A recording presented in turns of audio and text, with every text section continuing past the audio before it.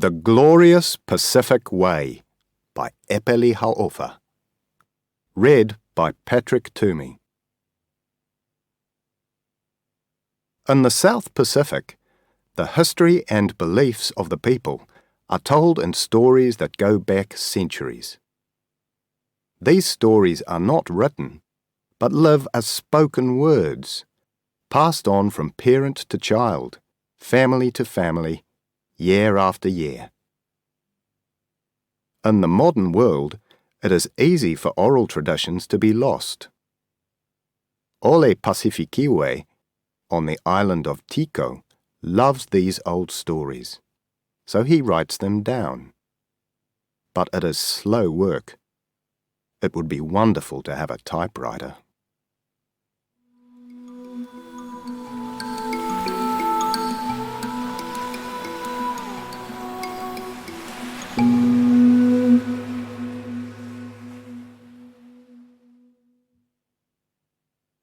I hear you're collecting oral traditions. Good work, said Mr. Harold Munt. I'm pleased to hear that someone is writing down these old stories before they're lost forever. Mr. Munt was a diplomat. His voice was friendly, but he sounded like a teacher speaking to a schoolboy. Thank you, sir, Ole Pacifikiwe said shyly. He was not usually shy, except with foreigners, but tonight he was at a drinks party for diplomats in the beautiful gardens of the International Nightlight Hotel, and he found conversation difficult. Ole spent most of the free time from his job collecting oral traditions. He felt that God was telling him to do this work, and it had become the great interest of his life. He had begun by writing down his own family's history and stories, then went on to other families in the village, and then to neighbouring villages. In 7 years, he had covered a fifth of his island country. He wrote with a pen in notebooks, which he kept in a tall pile in a corner of his house. He hoped that one day he would have a typewriter and some filing cabinets to keep all the papers safe. People at Mercy, the Ministry of Environment, Religion, Culture and Youth, knew about Ole's work on oral traditions and thought it was a very fine thing.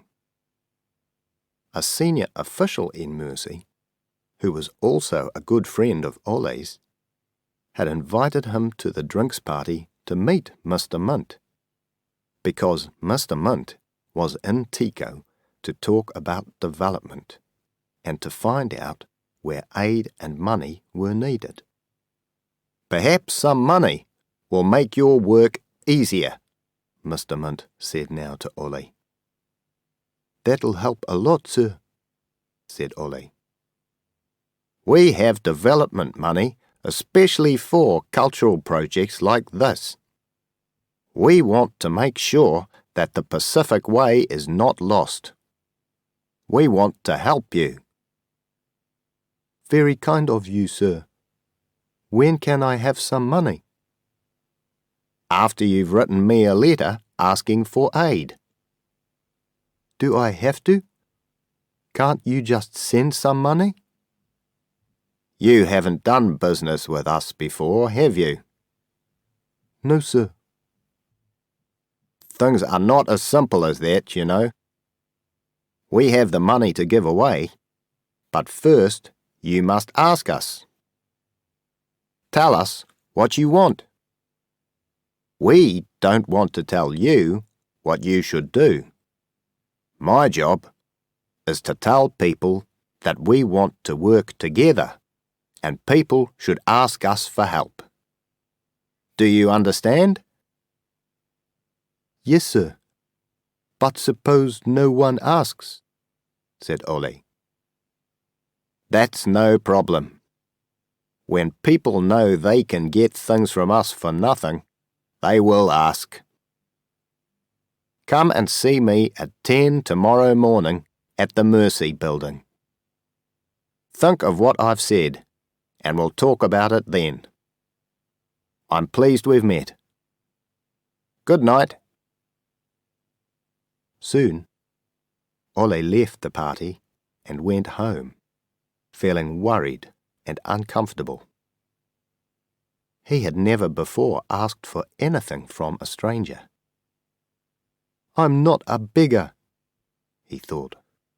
If Mr. Mint has money to give away, why doesn't he just give it? Why must I beg for it? He began to have feelings of hate for Mr. Mint. He needed a typewriter and some filing cabinets, not for himself, but for the important work he was doing. But he was too proud to ask for them. Was it wrong to be proud? Probably. It wasn't easy to ask for things from a stranger. But he had to do it, because there was no other way of getting a typewriter and some filing cabinets. Oh well, he thought, as he lay in bed that night. It's like breaking the law, I suppose. After you've done it once, it just gets easier and easier.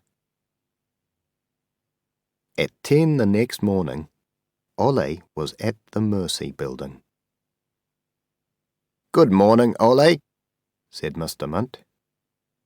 Have you decided if you want help from us?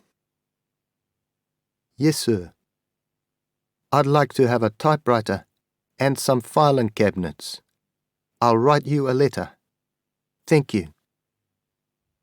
Now, Ole, I'm afraid that's not possible.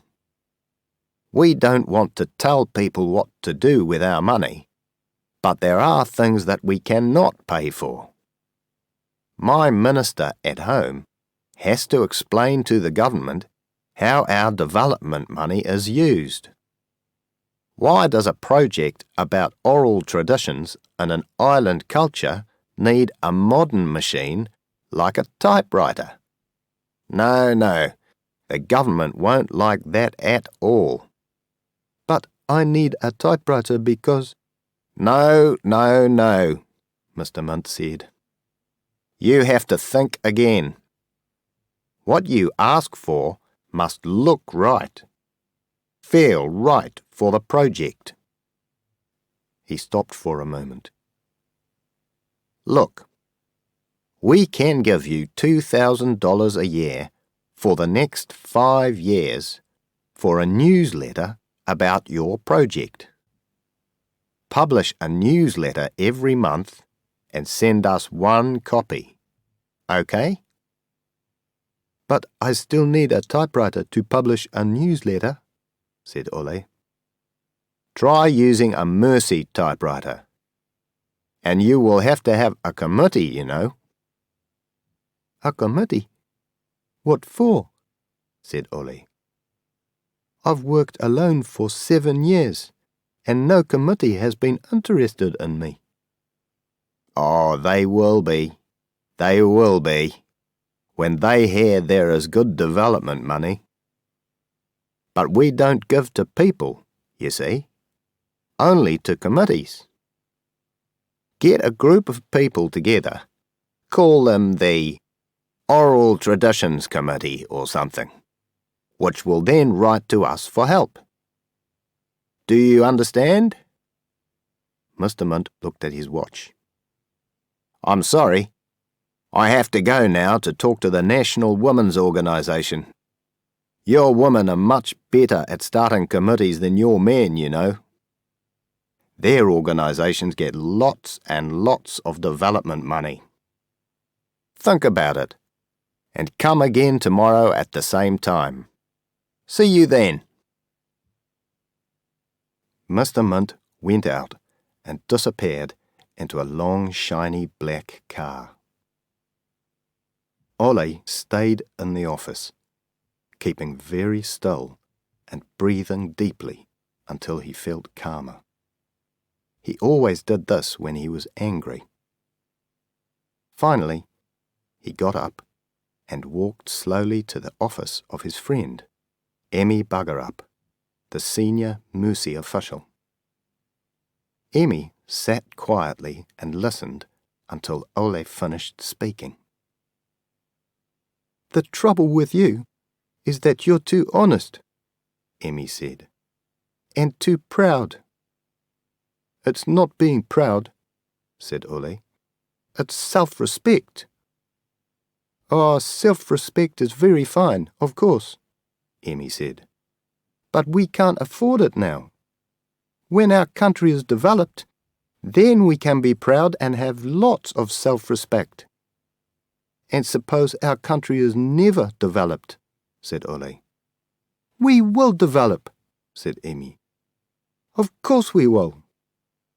You have to believe that the future is full of hope for us. Remember that we're playing international games. The other players have the money and we don't. Simple as that. They make the rules and we try to make the rules work better for us. Look at Mr. Mint. He offers you $2,000 for 5 years and he wants you to start a committee. Then the committee writes a letter asking for funds and publishes a monthly newsletter. That's all. But he didn't say anything about what kind of committee or who should be on it, did he?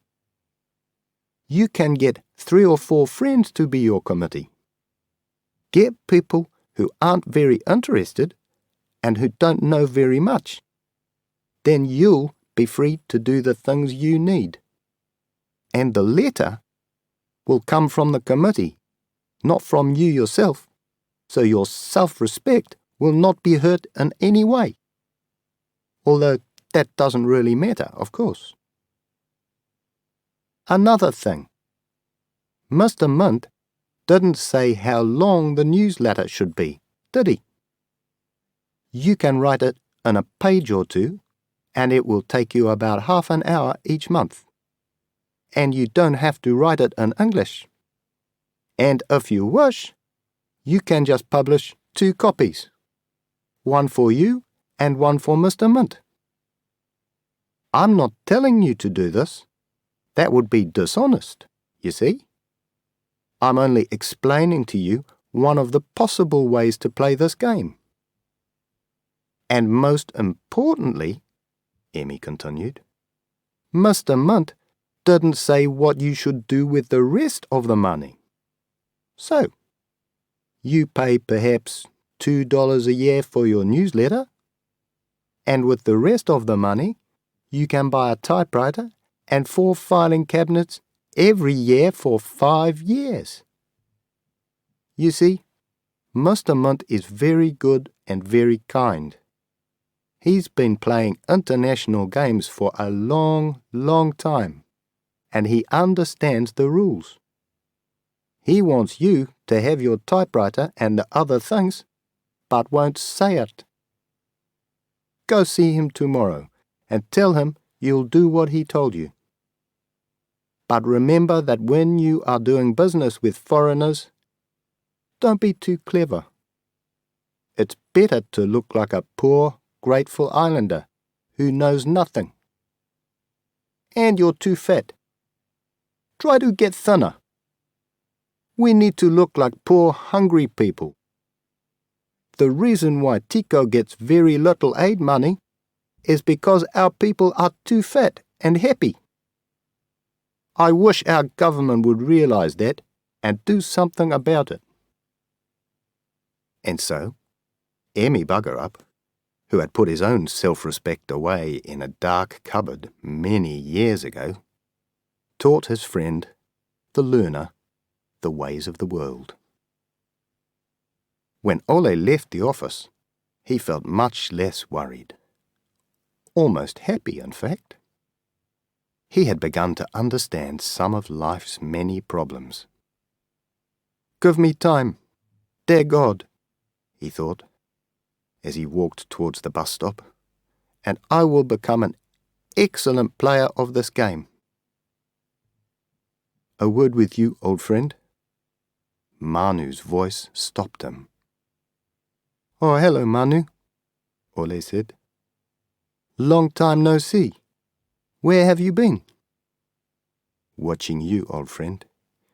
You have that look on your face," Manu said simply. "What look?" asked Ole, not understanding. "The look of someone who's been listening to people like Emmy Buggerup. I'm worried about you. I must tell you before it's too late. Don't let Emmy or people like him persuade you to do something you—" "I never let anyone persuade me to do anything that I don't want to do," said Ole, very crossly. "It's already happened, old friend. It's written all over your face. Be careful of Emmy. He has sold his soul and will make you sell yours if you're not careful." "That's stupid. No one has sold his soul," said Ole. "We're just being sensible until we get what's good for the country." No, old friend. You are selling your soul, and you'll never get it back because you will not want to. "I don't have time for this, Manu. You belong to the past. It's time to wake up to the future." And with those sharp words, Ole walked quickly away. Next day, when he met Mr. Munt, he was all smiles. The diplomat saw the change in Ole and gave a smooth little smile in return. He had seen this change many times before. It was part of his job to make this change happen. "So, Ole, when will you start the committee?" "Tonight, sir." "Well done, Mr. Chairman. If your secretary writes me a letter, you'll get your first $2,000 in a month's time."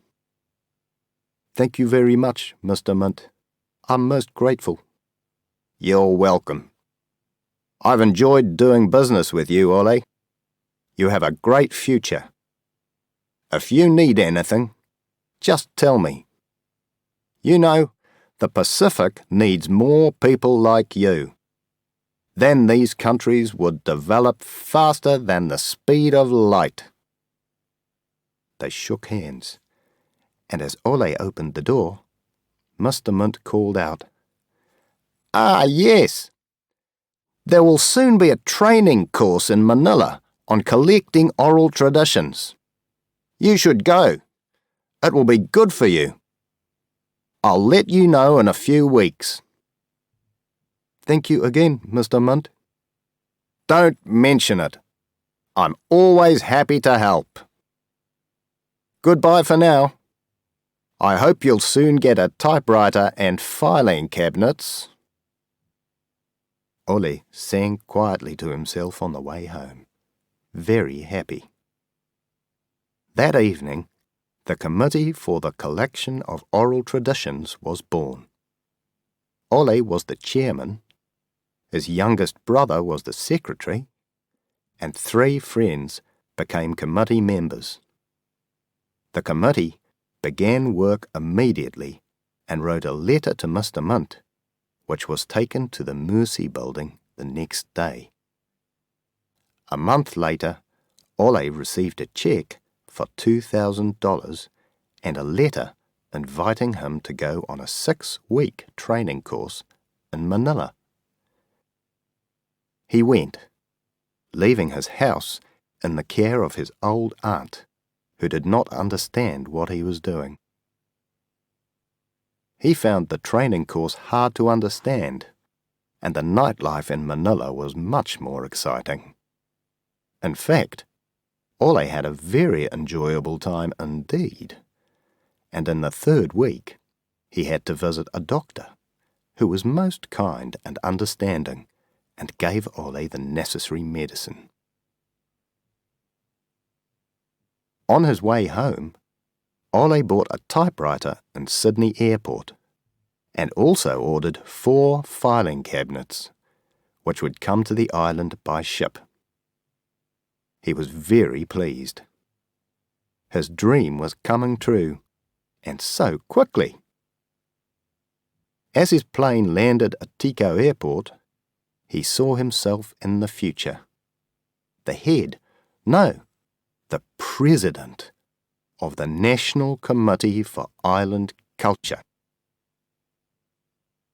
When he finally arrived home, his old aunt greeted him with tears of happiness. "Ole, Ole, you're safe. Thank God those foreigners didn't eat you. You look so thin. What did they do to you?" "Don't worry, Auntie," Ole laughed. "Those foreigners don't eat people. They only shoot each other." "You look so sick. Did they try to shoot you too?" "I'm very healthy," Ole laughed, remembering his nightlife adventures in Manila. "What's the matter, Ole? Why are you laughing?" "The house looks very tidy," Ole said quickly. "Thank you for taking care of it. You are always very good to me." "Oh, Ole, I cleaned the place from top to bottom," said his aunt. "You need a wife to clean up after you. Why don't you get married? You were always untidy, and you haven't changed. I threw out so much rubbish from your house." These words began to worry Ole a little. "You did you? And what did you do with my books?" "Books? What books?" "Those notebooks, in the pile, in the corner of the room." "You mean those dirty old school notebooks? They had all kinds of insects living in them, Ole." "They're the most important things in my life," said Ole, and went looking for his books. "They aren't here. What have you done with them?" he shouted. "Sit down, Ole, and let's talk calmly." "No. Where are they?" "Ole, you've always been a good boy. Sit down and have something to eat. You must be hungry." "Never mind that. I want my books." "Sit down and don't scream at me. That's a good boy. We're poor. You, me, the neighbours. Food is expensive. Where are my books?" "We can't afford toilet paper. It used to be 10 cents. "Yes, but what about my books?" "You didn't leave me any money when you went away, Ole. I had to eat and keep clean. Things are so expensive." "I'm sorry, but where are my books?" "Don't keep asking me that question, Ole. I'm trying to explain. I'm your only living aunt, and I'm very old and ready to go to heaven. Don't hurry me, please. Don't you think I'm more important than some old book?" "What did you do with them? Where are they?" "Ole, I had no money for food, no money for toilet paper. I had to eat and keep clean. Stop looking at me like that. You frighten me." She stopped, then went on very quietly. "I used some and sold the rest cheaply to the neighbours. They're poor, Ole, but they also have to keep clean." Ole stared at his aunt. He could not believe it. "No, no, you're just having some fun with me. You didn't really sell my books for toilet paper." "I did. Yes, I did. I'm sorry, but I didn't know they were important. How could I know?" "Oh, my God!" Ole could not speak for a moment. He sat very still, breathing deeply.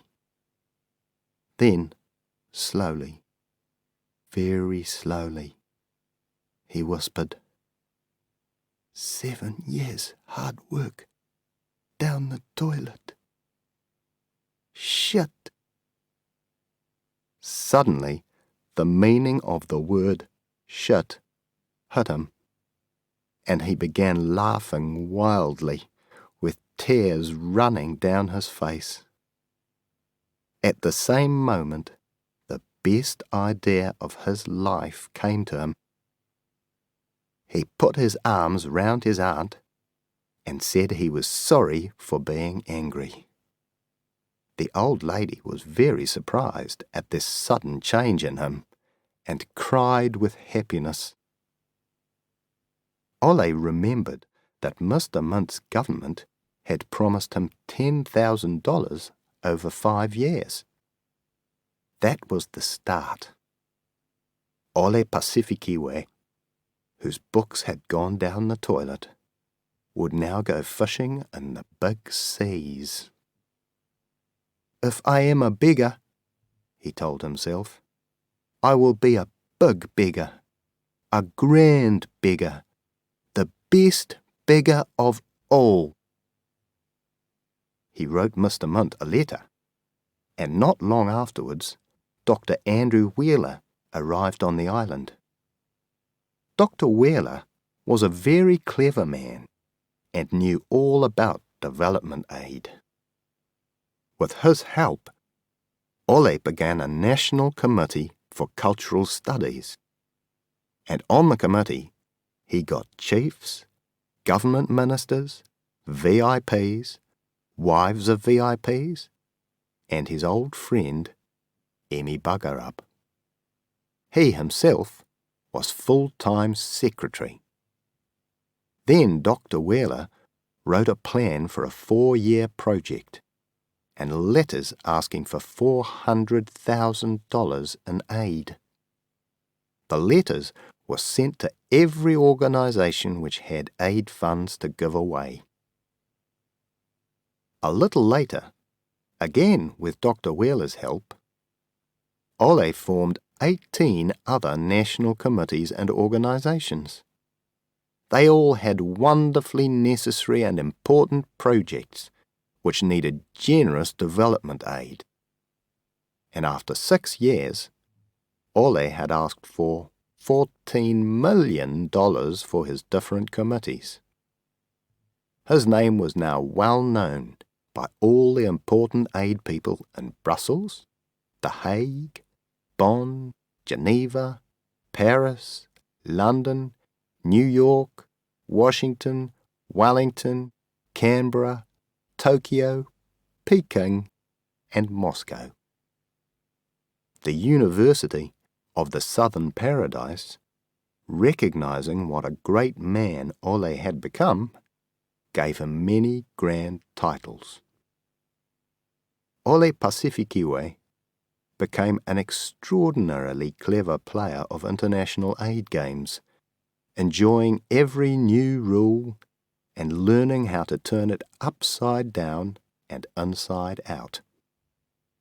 His early worries about self-respect have disappeared, and he works hard at his full-time job of first-class, expert beggar. Maggie by Denise Whitaker. Read by Nicolette Mackenzie. Can you imagine what it feels like to lose a child? Most of us can't imagine that. A death too terrible to think about. Impossible. Unnatural. Maggie is doing very well. Everyone says so. She's being brave, sensible. She'll be all right. Just a little more time, maybe.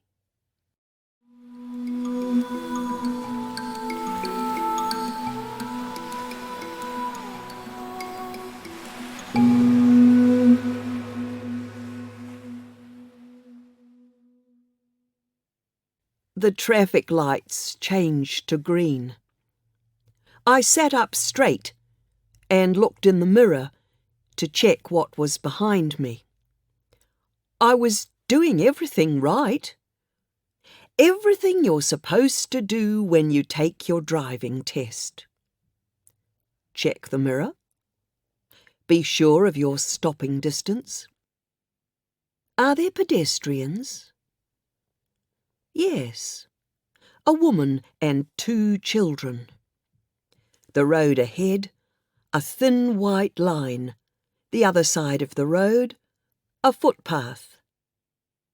Hands on the wheel in the 10-to-2 position. Everything correct. Strong, sensible hands. A thin white line. 3rd finger, left hand. Jessica's carry cot was on the back seat. Jessica wasn't in it. Jessica was dead. Ben's old A to Z street map was in the pocket of the passenger door. Ben didn't need it. Ben knew where he was going. He'd found the road that he wanted.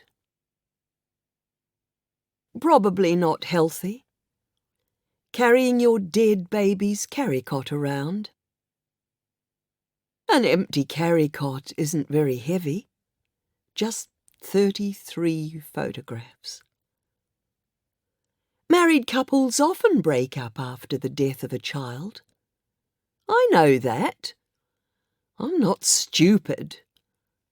I have a university education. Studied ethics, life and death problems. There are 15 of you in a cave far underground, and the only way out is a hole in the roof. A fat man gets stuck in this hole. It's dark. There's not much air left in the cave. You've tried everything to get the fat man through the hole. You have a stick of dynamite. She'd be 6 now, Jessica. Don't shake your head at me, thinking I'm crazy, some kind of mad woman. Look inside your own head. The games and conversations that go on in there. Don't even begin to judge me. No, I didn't pick up children's dolls and cry over them. No, I didn't want to steal other people's children. I just grieved for Jessica. I did well. Everyone said so. They were really proud of me. They became even prouder of me when Ben left. They told me loudly and often how proud they were of me. I used to play that game, you know. You see a married couple walking in front of you. You imagine the woman gone. You just put your hand in his and go on walking. I went to the beach one Sunday. There was a dad and his kids. A great father. Our eyes met. I knew I would be a great mother The children would soon learn to like me. But he didn't come back the next Sunday, or any Sunday that summer. I don't hate Ben, but I hate the person that he has changed me into. These lines around my mouth. When your heart starts breaking, you close your teeth, keep your lips tightly shut, keep the screams inside. It shows. They say I'm still good-looking, still a wonderful person, clever too. Should continue my university studies in ethics. Are humans free to choose their path in life? Who decides what happens to us? Is everything written in the stars? There's a park near my place, a play area for children. I noticed this one man came with his little boy every other Sunday. The park, then a pizza, then home to Mummy, until next time. We got to recognise each other. Just a look and a smile. Every other Sunday. Unchanging.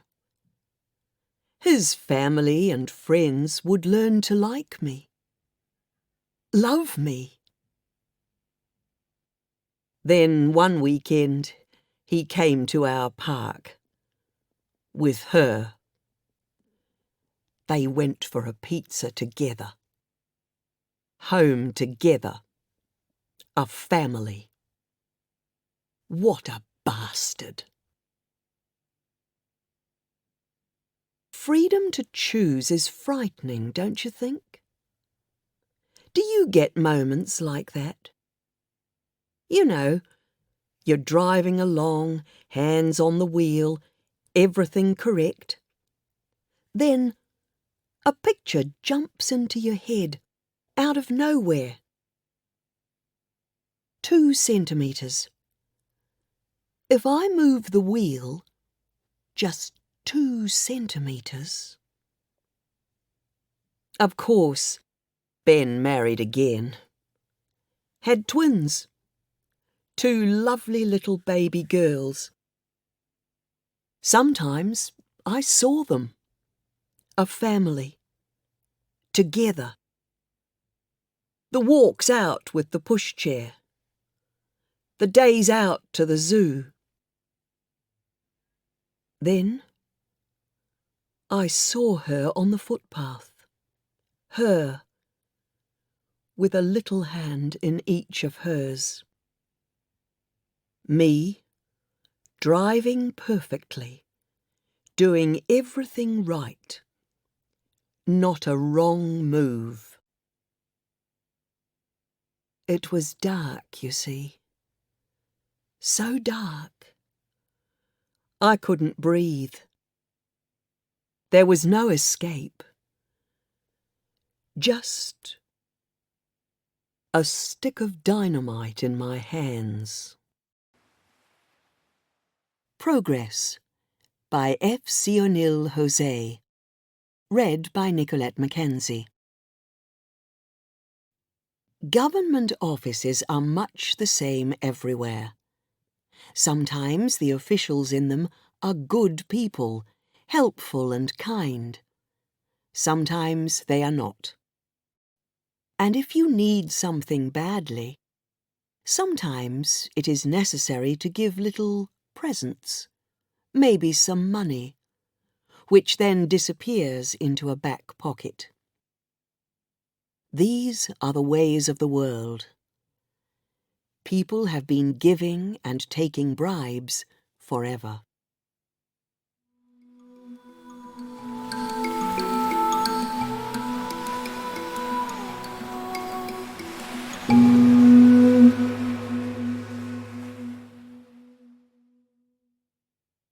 Marina Salcedo, senior clerk, 2nd grade, hurried to her desk to open her pay envelope. It was the 15th of July, and tomorrow she was leaving for Manila to get the promotion that she had been promised for 5 years. She had worked in the ministry for 20 years, and in the last 5 years, the cost of living had risen greatly. Without the extra money from her promotion, her youngest son would not be able to go to college. Also, 3 years ago, they had borrowed money on their house when her husband had had to go to hospital. She checked her pay carefully. 260 pesos. This is what she would take to Manila. She walked down to the far end of the hall, to the chief's office. The girls there were not talking. That meant the chief was in. His secretary told her to go straight in. The chief was reading a dirty copy of Playboy, a magazine for men full of photos of women. He did not put the magazine away, and Marina stood in front of him, waiting for him to look up. He was about 50, and going bald. "So, you are leaving tomorrow, Marina," he said. "Yes, sir." "Well, you can have the afternoon off to get ready. You will only have 3 working days in Manila. Do you think that will be enough?" "I would like to have 3 more days, sir, if possible." "No problem, Marina," the chief said. "Oh, and when you are there, will you please buy me the latest gabardine material for a pair of pants? I will pay when you get back." "Yes, sir. Thank you." Gabardine material. It must cost at least 60 pesos. Last time, the chief wanted a pair of Levi jeans. They had cost 120 pesos. When she returned, they had played this little game. He saying he must pay, she refusing to take the money. After all, he was not a bad boss. 3 days off with pay, for example. And he did not try to touch her in the way he did with the other women clerks. The bus left at 6 in the morning, driving along the valley through the newly planted rice fields, the water shining in the early morning sun. The roads were good, with strong new bridges, making the journey to Manila only 10 hours. It used to take a full day. This was progress, the kind that people could see and enjoy. Marina knew there were problems in the mountain villages and other places, but in her province, things were calm. Her own life was not so bad. She and her husband had finally built a house. 3 children, 1 married and soon to leave for the United States, another soon to finish college, and the youngest nearly finished high school. But the cost of living had gone up. They had to cook on wood fires and could not afford to buy toilet paper. 5 years ago, she had asked for promotion.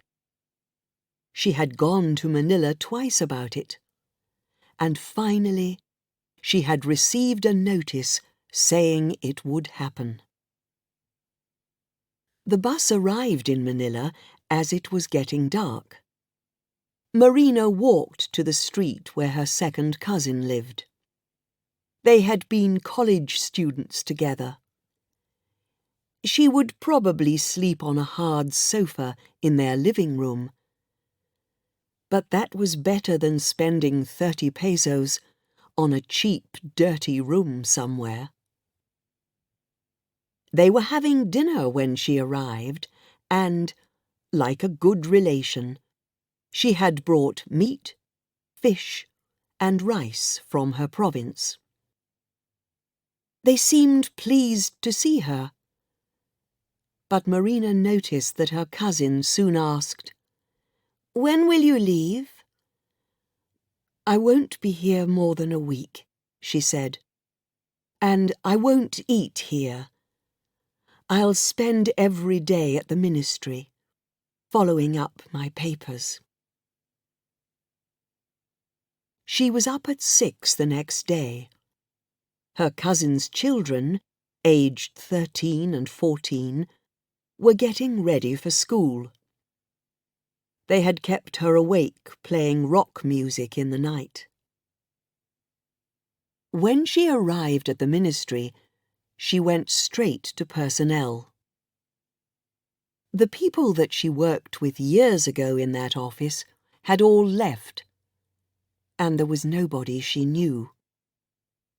She asked for the person who worked on the papers of staff promotion, and was sent to the other end of the office, to a fat woman in her early 30s, with bad teeth, thin hair, and a uniform that was too small for her large body.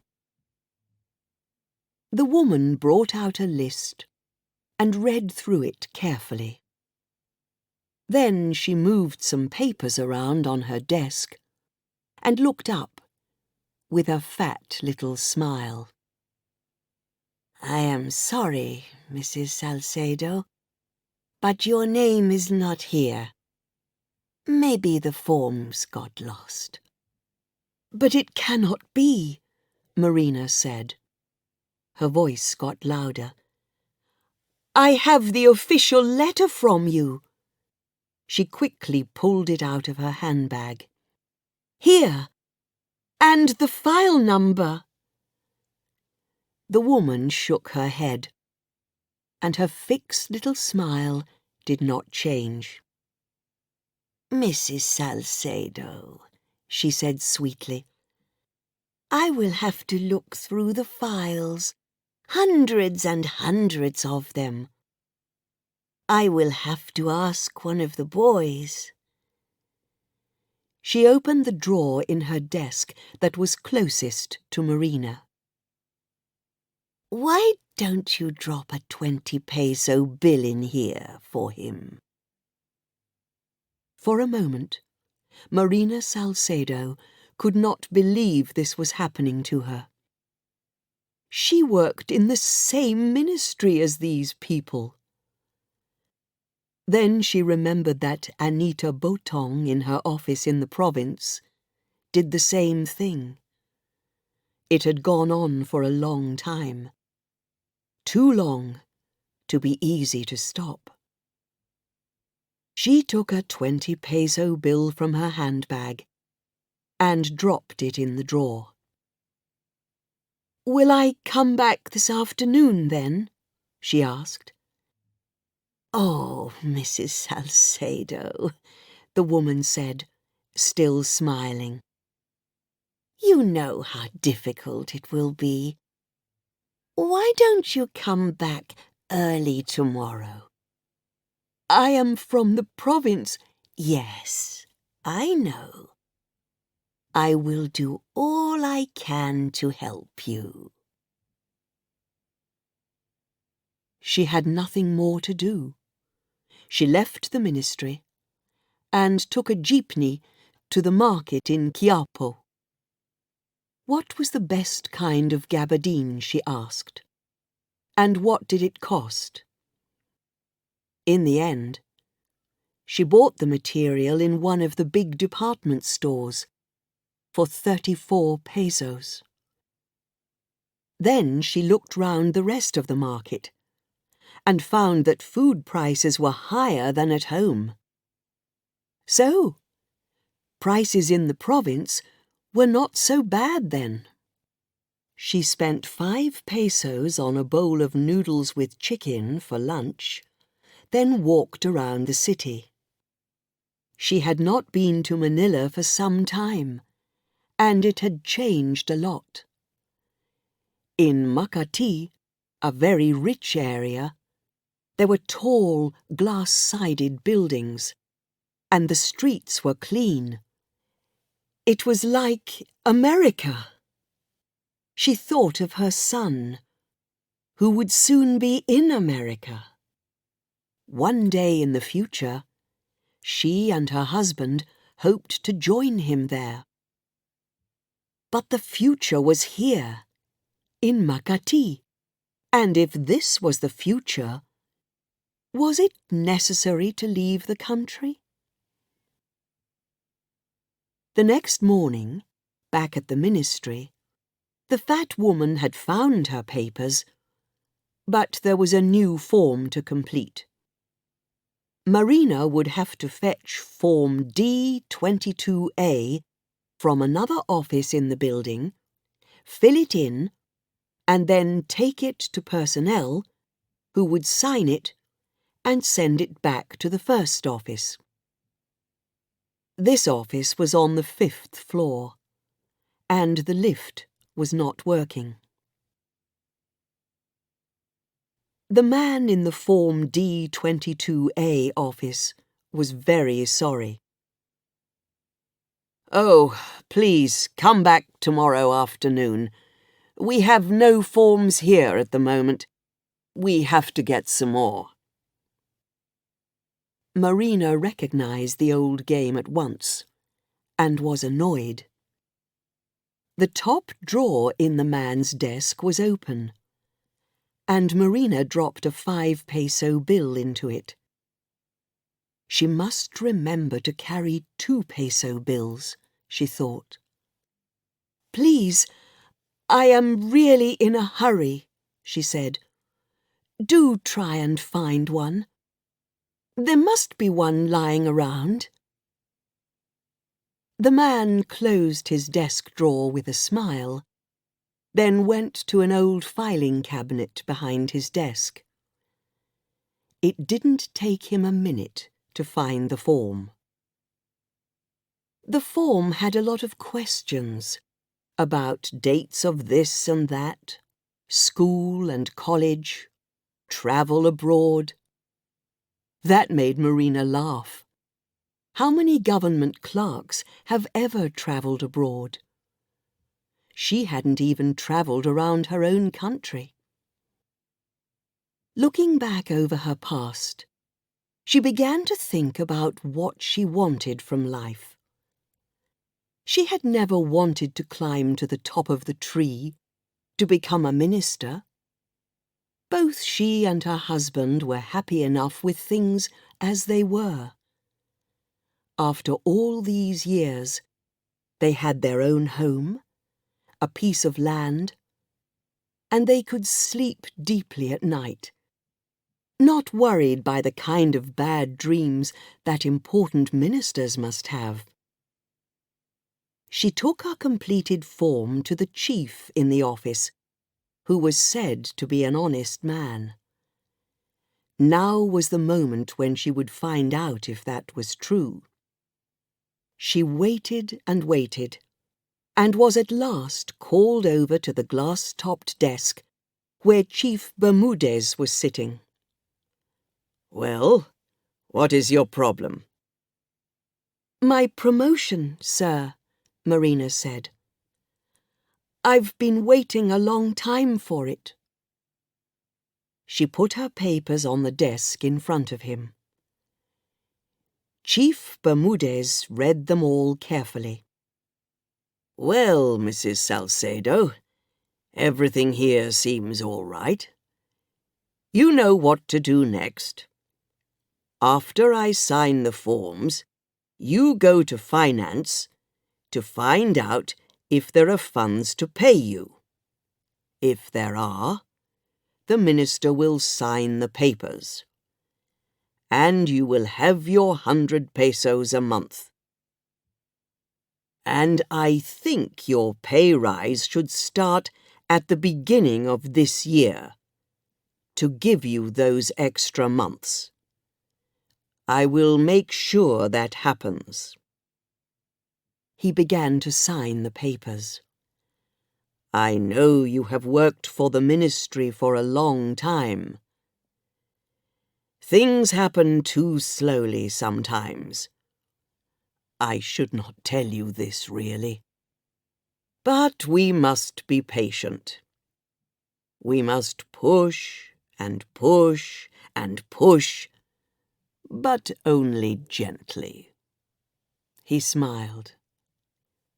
Good luck with finance. They were now alone in the room. Is that all, sir? Said Marina. Why? Is there something that I have forgotten? In her surprise, Mrs. Salcedo forgot to thank him. At the door, she decided that Chief Bermudez was a good man. Perhaps she should buy him some gabardine material too. After all, he had added several extra months to her pay rise.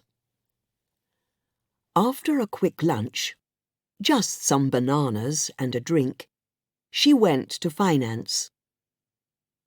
The girls in the office were sitting talking, or reading newspapers, or doing nothing. The finance chief, she was told, was out and would not be in until tomorrow. Marina left and decided to go and see a movie.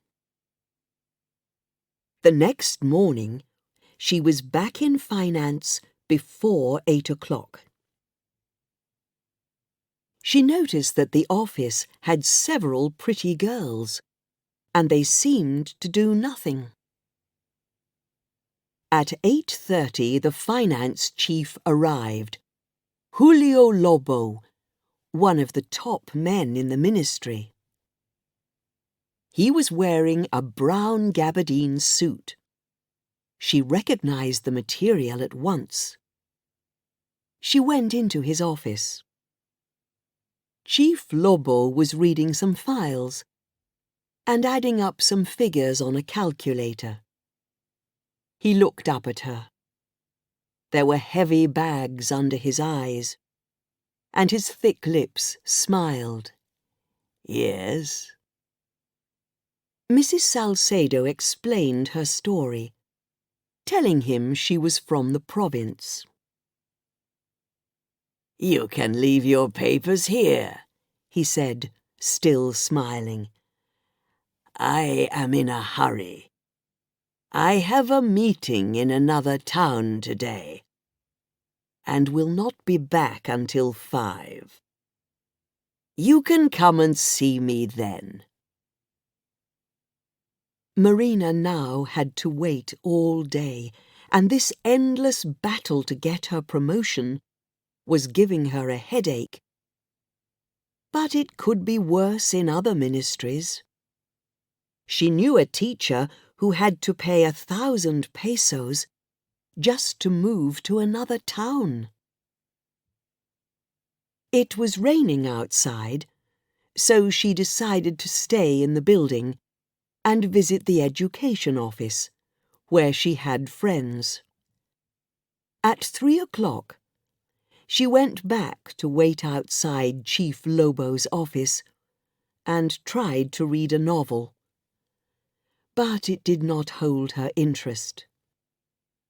The pretty girls in the office were all talking about the disco they were going to that evening. At 5, Chief Lobo arrived, and some of the girls went in and out with papers. When they had left, Marina went in. Ah, Mrs. Salcedo. Yes, your papers are still here. I will work on them tomorrow, Saturday. Did you know I work even on Saturday? No, sir. Well, I do. He smiled, showing teeth yellow from cigarette smoke. He looked at his desk diary, then at her papers again. 100 pesos a month. Why, that's 1,200 pesos a year. Surely you can afford to buy me a 40-peso dinner. Yes, of course, sir, she said. Well then, my favorite Japanese restaurant is in Ermita. It's easy to find. I'll be there on Sunday evening at 7. I will have your papers all finished. I see no problem, really. Thank you, sir, Mrs. Salcedo said. 40 pesos! If she did not eat, she could afford the meal. She would still just have enough to buy her bus ticket. During Saturday and Sunday morning, Marina did not leave her cousin's apartment. Going out meant spending money. So she made rice cakes, cleaned her cousin's kitchen, and washed the floor and the walls in the living room. When the family came home Saturday evening, the place was shining clean, and her cousin was very pleased. On Sunday afternoon, she went out to find the Japanese restaurant. It was mostly foreigners eating there, and it looked very expensive. She would have to give the waiters something too. She must be honest with Chief Lobo. Tell him that she did not have the money, that she would give him a present later, when she had got her pay rise. From there, she went to the Manila Hotel, where in 1955 she had danced with her boyfriend, later her husband, when they finished their university studies. It was pleasant to remember those days. But the hotel had changed. It was all new inside, with thick carpets and fine wooden furniture. She saw the coffee shop, but she could not afford even 1 cup of coffee. So she sat on one of the deep, soft sofas, watching the beautiful people walking past. So, there was progress under the government's grand new plan, as this fine hotel showed. At 6:30, she walked back to the Japanese restaurant. Chief Lobo was there, his fat stomach too big for his blue jeans, and his t-shirt smelly from his unwashed body. They sat down, and all around them were the delicious smells of fresh food cooking. Marina found it hard to speak. "Sir, you know I am just a poor clerk in the province. I have only 100 pesos. Chief Lobo's hand came down heavily onto her knee and stayed there. My dear woman, he said, we are not going to spend all that. I will just have tea and... some fish. Too much food is bad for me. But making love is not bad for me. So, after this, we go to a motel. That will be no more than 40 pesos. Marina did not want to believe what she had heard. Then she remembered office talk about the finance chief, how he behaved towards women, what he asked for. "I have 3 children, sir," she said miserably. "My oldest is married. I have a grandson, the first." "That's wonderful," said Chief Lobo. "But you know, you don't look like a grandmother." He looked at her body hungrily, and Marina felt her face turning red. "You have a good body, very nice." "Surely, sir, with all those pretty girls in your office?" Chief Lobo laughed. "Ha! You noticed," he said. "But they are young. They need teaching. I don't want to be a teacher all the time. I enjoy beautiful older women like you." His hand moved higher up her leg. "I am 45, said Marina. "But you don't look 35, he said. She followed him to his car outside in the street. Her mouth was dry with fear. She must be good to him. The future was in his hands.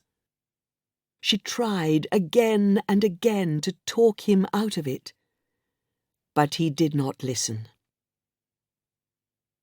Alone with him in the motel room at last, she begged him one more time. "Sir, please. I will give you half the money I get from my promotion. I promise." Chief Lobo looked at her in surprise. "Stupid girl," he said angrily. "It's not money I need." He began to take off his shoes. When she did not move, he shouted at her. "Take off your clothes!" "My poor husband, my poor children," Marina cried softly, as he began to touch her. She was back at the apartment at 9. She took a long shower, hating Chief Lobo, hating herself, hating the world. How would it be tomorrow when she saw him again? He had not even brought her papers as he had promised. She did not sleep much that night. When morning came, she knew she must go on, finish the job. After that terrible evening, there was no battle that she could not fight. Nothing could stop her now. Chief Lobo's thick lips smiled at her when she came in. "We will go up to the minister's office now," he said, standing up and picking up her papers. The minister's office was very big, with a carpet, paintings on the walls, and tall green plants in the corners. Minister Gutzmann was also wearing a brown gabardine suit, but Marina, looking at it closely, realized it was a finer, more expensive material. She had heard that the minister had a drinking problem. He certainly seemed strange this morning, either sleepy or drunk. Chief Lobo put Marina's papers on the desk, and the minister looked through them. "Ah, Mrs. Salcedo, your promotion. I am very happy to sign these." To Chief Lobo, "Are there funds for this?" "Yes, sir," Lobo said. After the minister had signed the papers, he turned to her again. "Mrs. Salcedo, how is it in your province? What are your problems? It's good to see someone from your province here. You know, your province is very important in our new society plan." Mrs. Salcedo looked at him. Was the minister serious? How could he be so drunk so early in the morning? She shook her head. "We have no problems, sir." "Come now," the minister said. "Be honest. We need the truth, the facts. Only that way can we make progress." Marina shook her head again. "Everything is fine in our province, sir," she said. "All right, then," the minister said. "But you must work hard. All of you. You must remember, we are building a new society. Progress for the people. A country to be proud of." He seemed to be talking to everyone in the office. "Yes, sir," Marina said. "We must all work together. Progress. Promotions are wonderful, but we must work for them. Progress." After Marina had bought her bus ticket, she had 2 pesos left. She had made 3 meat sandwiches at her cousin's, and that would have to be enough until she got home. When the bus arrived in her town, it was past 6 and already dark. To save money, she decided to walk home from the bus station. She only had a handbag, a small bag of clothes, the gabardine material, and 2 apples. Away from the town centre, the road was unlit and rough. She and her family lived on the edge of the town, where they could grow vegetables and keep chickens. She had just turned a corner when a man jumped out of the shadows and grabbed her handbag. She held on to it as hard as she could, but the man pushed her, and she fell, hurting her face on the ground.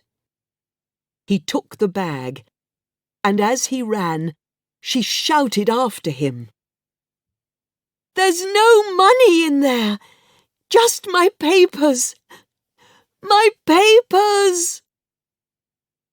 But he was gone too fast and did not hear her. She stood up slowly, feeling weak and strange. She still had a long way to walk, and her legs did not want to move. It started to rain, but her umbrella was in the handbag that was stolen. She did not mind the rain. It was losing her papers that felt like a heavy stone lying on her heart. Without the papers, there would be no pay rise. She knew only too well that nothing could make Manila send copies of her papers. She would have to return to the capital, and the thought of that filled her heart with fear and misery. At last, she reached her house with the trees all around it. When she pushed the door open, her family were eating supper, and they ran from the table to greet her. They saw the dirt on her clothes, her pale face, her wet, untidy hair.